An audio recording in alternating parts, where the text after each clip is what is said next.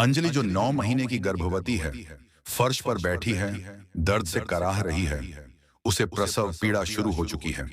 उसका फोन जमीन पर पड़ा है। नो सर्विस दिखा रहा है। दर्द से हांफते हुए, रोते हुए, आह मेरी मदद करो, रोहन तुम कहाँ हो। वह अपने फोन को देखती है। फोन नहीं सर्विस दिखा रहा था। अपने पेट को सहलाती है, खुद को हिम्मत बांधती है। बस थोड़ी देर और मेरे बच्चे, मैं तुम्हें कुछ नहीं होने दूंगी। तभी कमरे का दरवाजा जो बंद था, एक जोरदार की आवाज के साथ धीरे धीरे खुलता है। ठंडी हवा का एक झोंका मोमबत्ती को लगभग बुझा देता है। दरवाजे की चौखट पर एक परछाई खड़ी थी। अंजलि डर से चीखती है, कौन है वहां? परछाई धीरे धीरे रोशनी में आती है। वह रोनिका है। उसने पुरानी भीगी हुई साड़ी पहनी है।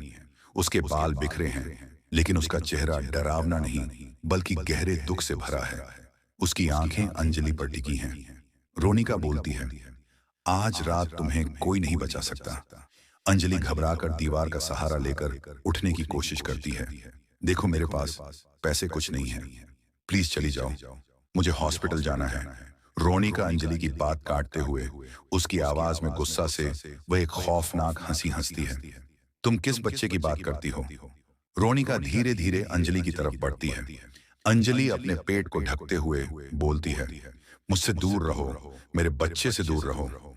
रोनिका बोलती है, मैं तुमसे कुछ लेने नहीं आई हूं अंजलि, मैं तो बस अपना कर्ज और अपना इंसाफ लेने आई हूं। अंजलि भ्रमित हो जाती है। कैसा कर्ज, कैसा इंसाफ? मैंने तुम्हें कभी देखा भी नहीं। रोनिका अंजलि के पेट को घूरते हुए, तुमने नहीं देखा? उसने देखा है। वह अंजलि के पेट की तरफ उंगली उठाती है।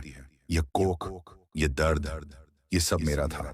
अंजलि बोलती है, यह क्या बकवास कर रही हो? रोनिका अंजलि की आंखों में सीधे देखते हुए बोलती है, मैं भी तुम्हारी तरह ही 9 महीने की गर्भवती थी और अदिति मुझे इसी कमरे में जिंदा जला दिया था। यह सुनते ही अंजलि के होश उड़ जाते हैं। कमरे में सन्नाटा छा जाता है। सिर्फ बारिश की आवाज आती है। रोनिका, ये तुम क्या कह रही हो? मेरा नाम अंजलि है, तुम पागल हो।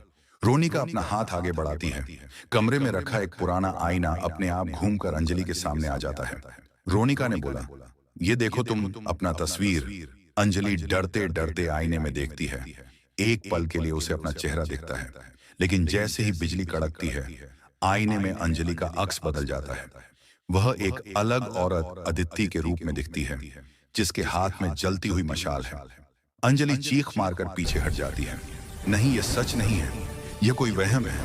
रोनिका आंखों में आंसू लिए, पूरे 100 साल मैंने इस रात का इंतजार किया है। तुमने मुझसे मेरा पति छीना, मेरा घर छीना, और फिर जब मैं मां बनने वाली थी, तुमने मुझे डायन कहकर मार डाला, सिर्फ इसलिए ताकि तुम्हारी कोख से वारिस पैदा हो सके। ये सुनकर को अदिति को अचानक लीवर दर्द का तेज दौरा पड़ता है। वह दर्द से दोहरी हो जाती है। अदिति रोते हुए, अगर ये सच भी है तो इसमें मेरे बच्चे का क्या कसूर है? ये तो मासूम है।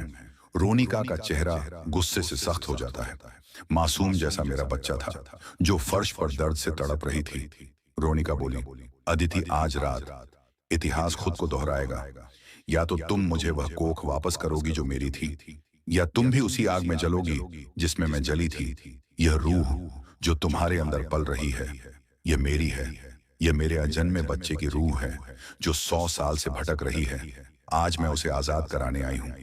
अदिति को जैसे ही महसूस होता है, उसका शरीर बर्फ जैसा ठंडा पड़ गया।